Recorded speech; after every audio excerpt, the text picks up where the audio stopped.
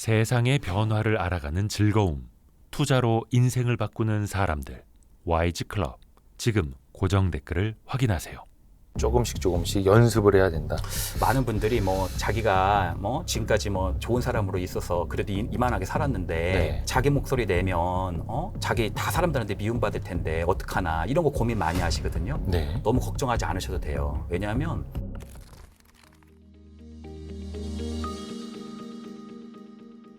그러니까 회사에서도 보면 네, 착한 사람, 네, 네, 알겠습니다. 네, 하겠습니다. 하는 사람한테 사실 일이 더 많이 몰리지 않습니까? 네. 근데 그거는 당연한 것 같아요. 당연하다. 어떤 면에서는 상사가 정말 뭐 무슨 문제가 있는 사람이 아니라 하더라도 네. 직원이 10명 있어요. 예. 또 어떤 사람은 뭘 시킬 때마다 좀 이렇게 불편하게 받아들이고 좀 뭔가 자기 말도 하고 또 어떤 사람은 이렇게 뭘 시키려고 그러면 잘 없고 근데 항상 뭔가 그 자리에 있어요. 네. 근데 뭘 시키면 네 알겠습니다 하면서 바로바로 해요. 그리고 뭔가 굳은 일을 시켜도 열심히 해서 가져옵니다. 그러면 어떤 면에서는 그 사람에게 많이 일이 갈 수밖에 없는 그런 토대가 있는 것 같습니다. 그렇죠. 그래서 맡기는 사람한테 계속 맡기게 되고 네, 집안에서도 믿음직한 사람한테, 네, 착한 사람한테 더 많은 뭔가 부담이 지어지고. 네, 그래서 우리나라는 그런 거 있지 않습니까? 화병이라고. 네, 참지 못하고 그러다가 이제 병이 돼버리는. 네. 그 일종의 마음의 병이지 않습니까? 그게 화병이 우리나라 BTS 있잖아요. 뭐 이런 분들이라든지 아니면 뭐 싸이라든지 네. 이 한류 열풍이잖아요. 네. 그런 거가 사실은 얼마 안 됐잖아요, 생각보다. 네. 그런 어떤 요소가 별로 없었을 때도 전 세계에서 예. 많은 정신건강 관련 어떤 전문가들이 보는 책이 있어요. 바이브 같은 책이 있는데 예. 거기에 한국 고유의 문화 질병으로 화병이 적혀 있습니다. 사판에. 그 정도로 대한민국이 조금 유명한 나라예요. 아니, 해외에서도 연구할 정도로 네, 대한민국의 화병이 유명하다고요? 네, 네, 네. 이건 그냥 우리 어머님들 세대 그냥 편하게 그냥 속된 말로 하시는 표현 아니에요? 그렇죠. 근데 지금 많이 나아지긴 한 것 같은데 화병이라는 요소가. 네. 근데 이제 정도의 문제인 것 같아요. 네. 우리 사회가 되게 우울한데 그 안에 있는 우울을 잘 탐색해 보면 그 이면에 엄청난 분노가 숨겨져 있는 경우가 되게 많아요. 억울함, 부당함, 좀 내가 너무 인생에서 손해보고 있다라는 것들, 이런 것들이 어떻게 보면 정도의 문제지 지금도 우리 사회에 많이 있는 것 같습니다. 그냥 참기만 해서 그런 걸까요, 그러면은? 억울한 상황을 막 표출하지 못하고? 어떤 면에서는 네. 착한 아이로 좀 기능하는 분들 있잖아요. 또 참는 분들, 네. 이런 분들이 좀 마음이 좋으신 분들도 계세요. 네. 실제로 그런 분의 비율이 좀 높겠죠. 어디 가서 싫은 소리 못하고. 네. 좀 착한 분들이죠. 진짜 신성 자체가. 근데 사람은 한계가 있거든요. 근데 이게 어렸을 때부터 원가족에서부터도 형제 자매에서도 자꾸 제가 뭔가 거절을 더 많이 겪었고 네. 친구들 사이에서도 내가 뭔가 자꾸 억울한 일을 겪었고 심지어 내가 친구들 사이에서 자꾸 내가 뭔가 억울한 일을 겪고 직장까지 갔는데 또 억울한 일을 겪는 거예요. 그런데 결혼을 했는데 또 여기서 또 지금 뭔가 시부모님 뭐 여러 가지 지금 상황에서 억울한 일이 반복되는 거예요. 이것을 내가 참다 보니까 어떻게 보면 문제가 일어난다라고도 말씀드릴 수 있겠죠. 하나의 자명한 진리 중에 하나는 내가 내 감정과 욕구를 참잖아요. 예. 그건 억압이라고 하거든요. 네. 근데 억압된 건 언젠가는 대가를 치릅니다. 억압된 건 언젠가는 대가를 치른다고요? 네. 어떤 자기 마음 안에서요? 예를 들자면 내가 너무너무 화가 나는데 그걸 꾹 참아요. 예. 그럼 내가 몸에서 그 화를 참음으로 인해서 소화가 안 된다든지 아니면 잠이 안 온다든지 악몽을 꾼다든지 아니면 나를 되게 파괴하는 행동을 한다든지 뭐 스스로. 중독적인 행동을 뭐 한다든지 아니면 감정적으로도 엄청나게 불안이라든지 분노가 깊은 나에 대한 분노들이 숨어 있다든지 자기 비난한다든지 이런 부분들이 굉장히 많이 나타나고도 볼 수 있겠죠. 어떻게 보면 화를 풀지 못하는 만큼 어디에선가 응어리가 되고 네. 진짜 그게 불면증이 됐건 소화불량이 됐건 병으로 나타나는. 네, 그럴 수도 있죠. 병으로 나타날 수도 있고 어떤 면에서는 자기의 다른 관계 있죠. 예. 심지어 자식이라든지 네네네. 아니면 자기가 뭔가 얘기할 수 있는 어떤 사람들에게 그 화가 전이 돼서 나타나는 경우들도 있죠. 전이 된다는 건 어떤? 이 사람한테는 화를 못 내니까 예. 내가 화를 낼 만한 사람에게 화가 많이 쩐져지는 경우가 있을 수 있죠. 만만한 사람한테요? 그렇죠. 예를 들자면 이런 경우가 있어요. 실제 어떤 내담자의 남편분은 네. 사회에서는 엄청 착하신 분이에요. 모든 걸 다 양보하시고 거의 공자님 같은 분이에요. 예. 근데 아이하고 아내한테는 그렇게 화를 내는 거예요. 집에 오면. 집에 와서 네. 그래서 어떻게 보면 이게 왜 그런 건가라고 우리가 볼 수 있잖아요. 근데 네. 어떤 면에서는 그렇게 참은 어떤 분노라든지 억울함이 가족 안에서 많이 풀어지는 경우들도 있죠. 아니면 정말 자기가 뭐 완전히 그걸 참아서 그냥 무조건 인내하고 하다가 어떤 면에서는 깊은 우울에 빠지기도 하고요. 그게 막 이중인격자고 막 이래서 그런 게 아니라 네. 한쪽에서 억눌려 있던 게 한쪽에서는 터질 수밖에 없는 거고 네. 이게 상대적으로 내가 만만한 사람한테 표출하게 되고 막 이런 건가요?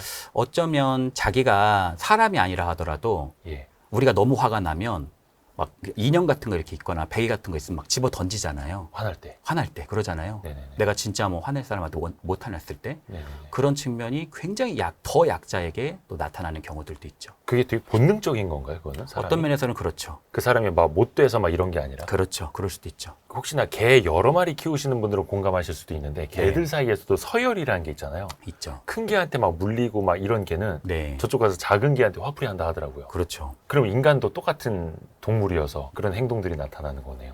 사실은 자기가 화난 것을 예. 뭐 너무 너무 세게 화내는 것은 좋지 않겠지만 어느 정도 그래도 풀 수 있는 사람들 있죠. 네.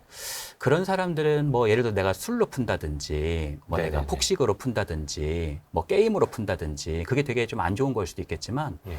어떤 면에서는 좀 건강한 부분이기도 해요. 왜냐하면 그래도 미리미리 뭘 풀고는 있는 거잖아요. 근데 가장 최악은 그냥 계속 참는 사람이에요. 끝까지 이를 악물고 참는 사람들이 있어요. 그런 사람들은 정말 자기가 착하게 기능해야 돼서 또 바름직한 삶을 살아야 되기 때문에 어떤 라인을 벗어나지도 못하고 꾹 하고 참는 경우들이 있죠. 그러면 그런 사람들의 내면을 보면요. 다른 사람들을 비난하거나 다른 사람한테 화를 내진 않거든요. 네. 근데 자기에 대한 화가 되게 커요. 야, 니까지 이렇게 뭘 하겠어? 너 그렇게 해가지고 네 인생 살겠니? 하는 어떤 메아리가 자기 내면에 계속 휘몰아치고 있는 경우가 많이 있죠. 자기 스스로. 네, 자기 스스로요. 더 막 자괴감 들고. 네, 자기 스스로 자기한테 욕을 하는 분들 되게 많습니다. 자존감이라는 게요. 나 스스로를 되게 소중하게 생각하고 네. 가치가 있고 예. 긍정적인 존재라고 믿는 마음을 말하거든요. 네네네. 자존감이 낮은 경우를 뭐라고 말씀드릴 수 있냐면 네. 자기 자신을 되게 학대하고 자기 자신을 돌보지 않고 네. 자기 자신한테 항상 찬밥을 주고 자기 자신을 가치롭게 생각하지 않고 자기를 되게 부정적인 존재이자 부적절한 존재라고 자기가 믿는다면 어떤 면에서는 자존감이 매우 낮다고도 볼 수 있겠죠. 그 자존감이 낮은 상태. 네. 자존감이 낮아서 화병이 날 수도 있는 건가요? 그게 좀 연관성이 있나요? 어떤 면에서는 자존감이 낮은 사람이 더 다른 사람에게 착하게 기능해야 될 수도 있고요. 왜냐면 내가 자신감이 되게 높고 내 자존감이 높은 사람이에요. 그럼 내가 대인관계에서 그렇게 거절에 막 부들부들 떨고 내가 걱정하고 그럴 필요가 별로 없을 수 있잖아요. 네. 그러니까 자존감이 낮으니까 어떤 면에서는 거절을 당할까 봐 다른 사람에게 더 맞춰주고 비위를 맞춰주고 눈치를 보게 되고 그러다 보니까 더 억울한 일을 내가 겪게 되고 그러다 보면 내가 어떻게 보면 이건 마치 메비우스의 띠처럼 안 좋아지는 게 더 안 좋아지는 악순환의 고리를 만들 수도 있죠. 그럼 일단은 화병이라는 게 그 네. 사람의 성격, 성향하고도 좀 이어질 수는 있는 거네요. 그렇죠. 우리가 요즘에 예. 성격 검사라고 MBTI 많이 하잖아요. 네. 근데 사실 성격 검사의 왕좌에 있다고 하는 게 빅5라는 게 있어요. 빅5요? 네, 빅5 검사라는 게 있는데 5가지의 변인을 가지고 네. 우리 사람의 성격을 봐요. 근데 그 중에서 외향성, 내향성도 있기는 해요. 네. 그러니까 외향성이라는 게 한 변인인데 우리가 외향적인 사람이 관계를 되게 잘 맺는다고 생각하잖아요. 예. 근데 그렇지 않아요.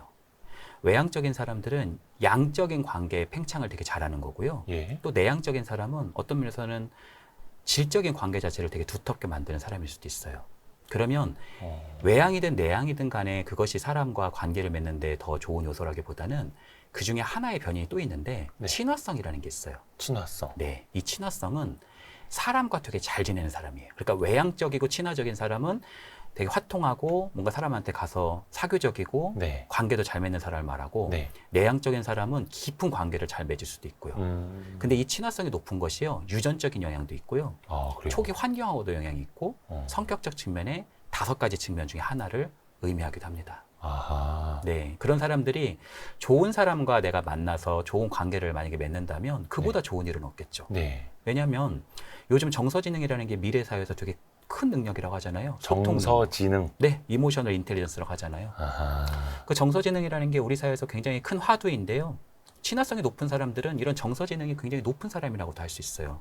근데 문제는 뭐냐면 그 사람 주위에서 자꾸 그 사람을 자꾸 자극하고 화나게 만들고 그 사람에게 뭔가 부당한 거를 자꾸 이렇게 주는 사람들이 예. 주위에 많다면 그 사람 안에는 정말 화병 아닌 화병이 어떻게 보면 생길 수도 있겠죠. 오히려 친화력이 높은 사람도 네. 화병이 날 수가 있는 거예요. 그렇죠. 오히려 더 거기에 취약할 수 있죠. 왜냐하면 저 사람이 부당하게 하는데 내가 내 할 말 좀 하는 사람이에요. 예. 왜 그래? 너나 잘해. 막 이렇게 표현할 수도 있잖아요. 네네네. 근데 너무 친화성이 높으니까 내 할 말을 못 하는 거예요. 그러니까 내가 좋은 사람들이 있으면 같이 이걸 시너지를 낼 텐데 네. 나쁜 사람이 나한테 뭘 해도 이 사람은 항상 좋게 반응을 하는 사람이다 보니까 네. 나쁜 것을 자기가 자꾸 받아들이는 거죠. 그러다 보면 인간관계는 좋은 것을 주면 좋은 게 오고 나쁜 것을 주면 나쁜 게 오거든요. 근데 이 사람은 좋은 걸 주는데 네. 그 사람은 자꾸 나쁜 걸 줘요. 그러면 나는 좋은 걸 이미 빠져나가게 했고 나쁜 걸 내가 받아들이게 되니까 내 스스로가 어떻게 보면 굉장히 오염된다고도 할 수 있겠네요. 스스로가 오염된다. 부정적인 감정에 오염된다라고도 말씀드릴 수 있죠. 어허. 아까 그 화병 같은 경우에는 그러면은 네. 오히려 친화성이 더 있는 사람이 화병에 걸릴 수도 있고 훨씬 취약하죠. 훨씬 더 취약한 거예요. 네. 오히려 막 내향적이고 밖에 나가서 막 말 잘 안 하고 이런 사람이 화병 걸리는 게 아니라 그러니까 내향적이면서 친화성이 높다라고 네. 한다면 정말 화병에 취약할 수 있겠죠. 아. 외향적이라면 뭐 사람에게도 다른 사람에게서도 풀 수도 있고 어떤 면에서는 다른 행동을 하면서 그것을 좀 풀어낼 수 있는 다른 기반이 있을 수 있는데 내향적인 사람들은 자꾸 자기에 대해서 생각을 많이 하거든요. 그리고 표현도 못하고 이러니까 어떻게 보면 빠져나갈 기지가 별로 없으니까 더 그런 지점에 취약할 수 있죠. 이걸 꼭 화병이라고 생각하지 않고 우울이라고 하는 측면으로 우리가 가져온다 하더라도 네. 폭넓게 우울이라고 하는 요소에서도 훨씬 취약할 수 있겠죠. 근데 또 그 친화성은 또 유지하려고 하고 네. 하다 보니까 더 막 쌓이는 거네요. 네. 근데 그게 어딘가는 터지게 돼 있다. 네, 언젠가는 터지죠. 관리를 해야 되는데. 그렇죠. 그래서 사실 화병이 현대말로 하면 우울증이 될 수도 있는 거고요. 그렇죠. 우울의 어떤 면에서 큰 범주 안에서 화병이라는 요소가 있을 수도 있겠죠. 이걸 풀어야 되잖아요. 네. 그렇다고 해서 뭐 항상 그냥 만만한 사람 불러다가 막 욕하고 할 수는 없고. 네. 어떻게 풀어야 됩니까, 이거? 사실 이렇게 착하게 기능하느라고 네. 자기 목소리 못 내는 분들 있잖아요. 네. 그런 분들이 자기 주변 사람들한테 좀 풀어낼 수 있다면야 그래도 좀 건강했을 것 같아요. 네. 사실 제가 만나는 많은 내담자 분들이 어디에도 자기 얘기를 거의 못하고 자기 걸 풀어내지 못하고 억울한 부당한 일 많이 겪다가 도저히 안 돼서 상담에 오는 경우들이 되게 많아요. 평소에 풀지 못해서. 네. 내 인생에서 자꾸 손해가 발생하고 네. 뭔가 내 인생에서 자꾸 절망이 발생한다고 할 때 우리는 자기계발서 읽어야 되나? 내가 좀 더 성실하게 해야 되나? 이렇게 많이 생각을 하거든요. 자기 안에서 문제를 찾으려고 하는. 그렇죠. 네. 근데 많은 경우에 잘 보면 자기 안에 있는 관계를 되짚는 것도 매우 중요한 요소일 수 있습니다. 그러니까 능력이 뛰어난데도요. 다른 사람의 어떻게 보면 명함과 그 사람의 명성을 위해서 내가 되게 잊혀져 가고 이용당하고 어떤 면에서는 그 사람에게 피해를 입는 경우들도 허다하다라고도 말씀드릴 수 있겠네요. 이게 또 그냥 참는다고 해서만 되는 것도 아니고. 그렇죠. 착한 아이 증후군이라는 것도 아까 잠깐 말씀을 해주셨는데 네. 주변 모든 사람에게 잘 보여야 하고 네. 나는 착한 사람이어야 하고 네. 이것도 일종의 강박이라고 볼 수 그렇죠. 있나요? 강박입니다. 어떤 면에서는 착한 사람이기도 하면서 또 다른 측면에서는 착한 사람이어야 돼 라는 신념이 자기 안에 굉장히 크게 있는 거예요. 예를 들어 볼게요. 네. 만약에 우리가 프로젝트를 하는데 네네. 좋은 프로젝트를 해요. 네. 이건 진짜 이득이 돼요. 그럼 이 프로젝트 할 사람이라고 물어보면 아니 저 사람은 맨날 좋은 걸 했는데도 바로 손들어요. 제가 좀 하겠습니다. 과장님 이건 좀 제가 하겠습니다. 이렇게 그냥 말하는 사람이 있어요. 어떤 면에서 좀 뻔뻔할 정도로 자기는 지금까지 많이 했는데 예. 또 이걸 한대요. 네. 근데 그러고 나서 또 나쁜 프로젝트를 얘기할 때 있잖아요. 이건 네. 딱 봐도 누가 봐도 손해 보는 거예요. 딱 봐도 각이. 예. 근데요, 그걸 누가 할 거예요? 그러면 그럴 땐 또 가만히 있어요. 예. 그러면 이 싸움 분위기 있잖아요. 다 가만히 있는 그런 분위기. 예. 그런 분위기 속에서 손을 올리는 사람이 있습니다. 누군가는 해야 될 것 같고. 네, 누군가 해야 되는데 그거를 자기가 이렇게 손드는 분이 있어요. 예. 누가 시킨 것도 아닌데. 네. 그걸 왜 손을 들고 있는 거냐면 이 속에서 어떤 메아리가 있는 거예요. 야, 네가 한다고 해. 너 착하잖아. 이건 네가 해야지. 나 많이 했는데, 나 이전에도 많이 했는데, 그래도 야, 그래도 너 이 어색한 분위기 그냥 놔둘 거야? 빨리 한다고 해. 그건 아니잖아. 라고 생각해서 자기가 스스로 손들면서 그분을 보는 거죠. 아니, 이 사람은 저번에도 자기 좋은 것만 하고 한 번도 손해 보는 건 안 하는데 한 번도 왜 손을 안 들지 하는 생각이 들면서도 자기가 아무렇지 않은 척 손을 드는 거예요. 그러면 아까 그분 있잖아요. 네네네. 아까 그 좋은 프로젝트만 하시고 네네. 힘든 건 다 빠져나가시는 분. 어. 그분이 그거 괜찮겠어? 이번에도 좀 할 수 있겠어? 막 이렇게 또 약간 약 올려. 어떤 면에서 약 올리는 것 네네네. 같은 공감을 해요. 네. 근데 자기는 표정 관리하면서 괜찮아. 나 충분히 할 수 있어. 아이 뭐 그거 내가 원래 했던 일인데 이러면서 그냥 그거를 덮고 자기가 어떻게 보면 그 수렁에 자진해서 들어가는 경우들도 많이 있다라고도 말씀드릴 수 있죠. 왜 그러는 거예요? 뭐 어떤 심리로 그러는 거예요? 뭔가 그 안에서 관계를 깨고 싶어 하지 않는 막 이런 것 때문에 그런 거예요? 어떤 면에서는 아주 어린 시절부터 그걸 찾아야 됩니다. 어린 시절이요? 네. 뭐 여러 가지 패턴이 있을 수 있을 것 같은데 네. 그 중에 하나가 이런 거가 있어요. 부모님에게 있어서 아이는 사랑받아야 되잖아요. 네. 그렇죠? 아이는 부모에게 사랑받아야 되는 것이 어떻게 보면 숙명과 같은 일입니다. 물론 이제 크면은 자기의 삶을 살아가겠지만 아이로서는 부모님에게 사랑받는 게 너무나 중요한 과제죠. 네. 근데 만약에요. 부모가 오빠를 더 사랑해요. 음. 그게 눈에 보여요. 오빠를 너무 편애하는 게 보여요. 그럼 나는 어떨까요? 사랑 더 받고 싶겠죠. 네네네. 근데 오빠가 사랑받는 이유를 보니까 공부도 잘한대요. 네. 운동도 잘한대요. 네. 근데 공부와 운동 이런 거는 조금 적성하고도 관련 있고 유전적인 요인도 있고 그렇죠, 그렇죠. 그렇잖아요. 네네네. 내가 뭐 공부 잘하고 싶다 무조건 잘하는 건 아니란 네, 말이에요. 네. 그랬을 때 우리가 사랑받기 위한 행동이 하나 있잖아요. 그게 뭘까요? 설거지도 치우고 심부름하고. 심부름도 하고 빨리빨리 움직이고 어. 내가 항상 웃고 스마일처럼 엄마 나 괜찮다 항상 이런 패턴들을 내가 보이다 보면 아이고 우리 지아는 참 착하구나 이런 표현을 많이 하잖아요. 엄마 말 잘 들어야 착한 아이지. 아. 이런 요소가 부모에서부터 사회 어떤 면에서는 문화 이렇게 뻗어나가면서 그 착한 이미지가 자기도 모르게 자기를 휘감는다고도 볼 수 있겠죠. 길들여지는 건데 그게 어른이 돼서도 네, 사람들한테 어떻게 보면 사랑받으려는 게 네. 남아있는 거네요. 그렇죠. 하기사 그냥 가만히 있어도 사람들이 막 자기 막 위해주고 사랑해주고 인기 많고 이런 사람이 일부러 막 착한 아이 증후군처럼 힘들게 살진 않죠. 따지고 보면. 그렇죠. 그리고 참 이게 어떻게 보면 사회가 불공평한 게요. 예. 가족 안에서 희생양이었던 사람들이요. 여러 공동체를 옮겨 다니는데 계속 그 희생양의 역할을 도맡는 경우가 되게 많아요. 그러니까 만만한 사람이 집에서도 만만하고 사회에서도 만만하고 그렇죠. 그렇죠. 그런 경우가 너무나 많습니다. 집에서도 호구, 회사에서도 호구. 네. 너무 슬픈데 그러면? 그렇죠. 사실 제가 만났던 어떤 내담자분은 능력도 있으시고 똑똑하시고 그러신 분이셨어요. 네. 근데 왜 오셨냐면 너무나 자기가 회사에서 일을 또 많이 하고 회사에 너무나 많은 도움을 줬던 거예요. 근데 회사에서 뒤통수를 너무 세게 맞은 거죠. 그렇게 된 상황에서 너무나 괴롭힘이 심해지게 또 되면서 네. 회사를 그만두게 된 거예요. 근데 그만둘 거면 네. 내가 지금까지 당한 것들에 대해서 어느 정도는 내가 응당히 회사에다가 클레임을 좀 할 수도 있잖아요. 네. 근데 내가 회사 그만두려고 했더니 상사가 괜찮겠어? 뭐 나가서 잘 괜찮겠어? 뭐 이런 식으로 한 거예요. 괜찮습니다. 이러면서 그만둔 거예요. 그러니까 자기가 억울한 일을 겪고 회사에다가 봉사를 엄청나게 해놓고 회사에서 도저히 못 버텨서 그만두게 됐는데 너무 우울이 심하잖아요. 네. 네. 네. 억울하죠. 그래서 상담에 오게 된 경우들도 있습니다. 근데 그 사람들도 어떻게 보면 착한 아이 증후군의 공통점이 좀 그렇죠. 있는 거예요. 그렇죠. 그런 요소가 뭐 모두가 착한 아이라고 볼 수는 없겠지만 좀 그런 경우가 빈번하게 있죠. 근데 사실 참 주변에서 그렇게 착하게 하시는 분들이 있으면 옆에서도 네. 같이 보호해주고 서로 교류하고 네. 기브 앤 테이크를 하고 하면은 좋은데 네. 또 사실 세상 사람들이 어떻게 또 그렇게만 되나요? 도덕책처럼은 또 안 되잖아요. 네. 그러니까 더 하나라도 이용을 하게 되고 네.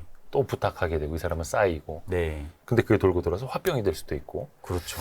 그러니까 예를 들자면 내가 친구들하고 이렇게 밥을 먹는데 내가 밥을 자꾸 사요. 네. 그게 돈이 많아서 사는 게 아니거든요. 내가 그 사람들을 친구들을 고려하느라고 밥 사고 있는 거거든요. 근데 친구들이 그걸 의뢰 알아서 왜 네가 또 사? 이번엔 내가 살게. 이러면서 이 친구들도 같이 공감 능력이 있는 사람하고 있으면 정말 좋은 친구들이 될 거겠죠. 그렇죠. 이 사이에서 서로가 그렇죠. 너무나 좋은 깊은 관계가 되겠죠. 그렇죠. 우리 사회에 이런 사람들이 많아지면 우리 사회에 정말 좋은 어떤 저는 자양분이라고 생각합니다. 네네. 이런 토대가 매우 중요한 것 같아요. 네. 근데 우리 시스템 자체가 어. 계속 밥을 사면 그냥 밥 먹을 때요. 그 사람을 잘 고려하지 않고 어련히 좀 사겠지라고 생각하는 사람들도 많아요. 우리 사회에서. 아 그래요? 네, 많습니다. 그냥 뭐 제가 지난번에도 샀으니까 이번에도 사겠지. 그냥 저 사람은 밥 살게 그럴 때 그냥 뭐 맨날 사나 보다. 돈이 많아서 그런가 봐. 뭐 괜찮나 봐. 이렇게 그냥 별것 아닌 것처럼 생각하고 넘어가는 경우들이 많고 그 사람의 호의 안에 있는 진심을 뭐 100의 호의가 있으면은 그것을 한 10 정도, 뭐 1 정도만 생각하고 별거 아닌 것처럼 그냥 넘어가는 경우가 되게 많죠. 당연시. 인간의 속성 중에 자기가 겪은 억울함이나 원한 같은 건 네. 절대 잊어버리지 않거든요. 근데 고마움은요, 정말 잘 잊는 게 사람의 속성 중에 하나입니다. 자기가 해준 거는 안 잊고 네, 자기가 뭘 받은 거는 금방 잊고. 그렇죠. 그런 게 사람의 속성 중에 있어요. 음. 근데 그 중에서 굉장히 공감 능력이 높고 어떤 면에서는 관계적인 사람들은 그걸 잘 잊지 않고 그래도 기억하는 분들이 있죠. 근데 만약에 그렇지 않은 사람이라면은 더 다른 사람에게 뭔가 내가 도움을 받은 게 있어도 그런 거를 잘 생각하지 못하는 경우들도 빈번하게 있다고도 말씀드릴 수 있겠네요. 그러니까 뭐 좋은 인간관계를 가지려면 내가 해준 거는 금방 잊고 네. 고마운 거는 잊지 말고 네. 막 이래라 또 이렇게들 많이들 가르쳐 주시잖아요. 네, 근데 일단 인간의 본성 자체가 고마운 건 금방 잊는다. 네, 그러니까 서로가 이제 호구를 잡게 되는. 네, 이거를 그러면 좀 어떻게 극복을 해야 될까요? 혹시나 네. 보시는 분들 중에서 네, 네. 아 내가 좀 그런 것 같은데 네. 라고 공감하시는 분들 계시다면. 요즘에 유튜브 같은 데서 자기를 이렇게 표현해봐라 이런 것들도 많은 것 같아요. 어떻게 좀 자기가 단호하게 거절하는지, 네. 내 의견을 어떻게 내가 표현할 수 있는지. 네. 근데요, 그것도 필요한 일이에요. 근데 그걸 보시는 분들 중에 굉장히 내가 오랫동안 착한 아이로 기능하고 있었다면 작은 거절이나 작게라도 단호하게 하는 것들이 쉽지 않을 겁니다. 왜냐하면 우리가 몰라서 안 하는 게 아니라 이미 다 알고 있는데 입 밖으로 안 나가는 거거든요. 내가 머리로는 다 알고 있어요. 지금 말을 해야 된다는 거. 지금 거절해야 된다는 걸 알고 있거든요. 네. 근데 하다가 나도 모르게 또 끌려 들어가고 또 끌려 들어가고 자꾸 말리게 되는 그런 경우가 되게 많아요. 사실 와이스트릿이 예. 경제 이런 쪽에 좀 강한 채널이잖아요. 네. 그렇죠? 네. 제가 그쪽은 잘은 모르지만 뭐 주식에서도 장기 투자가 되게 유망하다고 많이 얘기하잖아요. 예. 좋은 주식을 사서 어떻게 보면 장기적인 흐름에 우리가 맡기고 가는 것이 되게 중요하다. 뭐 저는 잘은 모르지만. 근데 그걸 내가 머리로는 알아요. 근데 사실은 감정이 그렇지 않은 거예요. 그러니까 잘안 되죠. 자꾸 내가 팔았다 샀다 이렇게 네, 되는 거거든요. 네, 네, 네. 그러니까 이건 교육의 영역이 아니라 어떤 면에서는 내 내면의 영역일 수 있어요. 감정의 영역일 수 있기 때문에 이거를 내가 뭔가 그냥 뭐 몇 가지 소통법 같은 걸 이렇게 배워가지고 하는 걸로 뭐 가능한 분들도 계시겠지만 네. 어려운 분들도 되게 많이 있죠. 그래서 사실은 멀어 보여도 가장 큰 지름길은 내 내면에 대해서 깊은 이해를 하는 것이 더 중요합니다. 내면을 이해한다라는 게 어떤 의미예요? 뭐 내 안에 나와 대화할 수도 없고 어떻게 내면을 이해한다라는 거예요? 예를 들자면 내가 이 사람에게 뭔가 할 말이 있어도 네. 그거를 딱 틀어막는 억압이 있단 말이에요. 억압. 그렇죠. 못 나가게 만드는 네. 겁니다. 이 층이 있어요. 더 이상 못 나가게. 네. 그 말을 내가 입 밖에까지 나와도 그렇게 얘기하지 마세요라고 얘기할 것 같아도 여기서 못 나가게 그 말을 입을 딱 틀어막게 하는 그 억압의 요소가 있어요. 소위 못 나가게 만드는. 네네네. 그 억압이 나를 또 가로막으니까 끝나고 나면 나 왜 이러지? 나 왜 할 말을 못하고 왜 이러지? 하면서 또 자책이 되거든요. 그러니까 여기서 중요한 건 내가 할 말을 하고 있는데 그 억압이 나를 가로막고 있잖아요. 네. 그 억압이 왜, 어떻게, 얼마나, 어떤 방식으로 형성되어 있는지를 내가 충분히 이해하는 것이 그 억압을 우회로로 뚫고 나올 수 있게 만드는 그 지점을 만드는 데 매우 도움이 될 수 있죠. 근데 그 억압이라는 게 본인 스스로 이렇게 누르고 있는 것도 있지만 네. 어떤 상황상 이 사람이 누구 상사거나 네. 어려운 사람이거나 네. 내가 좋아하는 사람이어서 차마 그 말을 못하는 네. 내 속에서는 해야 돼, 거절해야 돼, 반박해야 돼 하는데 못하는 걸 수도 있잖아요. 네. 그럴 때는 어떻게 해야 됩니까? 사실 우리가 상사라든지 네. 아니면 진짜 말하지 못할 만한 뭔가 권위자라든지 네, 어려운 사람. 그렇죠. 나보다 엄청 상사란 내 생사를 결정할 수 있는 사람이라든지 네네네. 그런 사람도 있잖아요. 네. 학교에서 뭐 내가 논문을 써야 되는데 교수님이면 얼마나 힘든 관계겠어요. 그렇죠. 근데요, 잘 보면 거기 있는 사람 중에 예민하게 자기 말 막 다 하는 사람이 있거든요. 예. 그게 좋은 건 아닙니다, 사실. 그 꼭 좋은 건 아니에요. 네. 그리고요, 너무 참는 것도 좋은 건 아닙니다. 그러면 어떤 게 좋은 거냐면요. 네. 평소에 그런 상사에게도 내가 그걸 거절하는 게 아니라 내 욕구라든지 내 바램을 조금 건강하게 표현해 볼 수 있는 연습을 하는 것은 오히려 그 상사의 관계에서도 매우 도움이 돼요. 예를 들자면 네.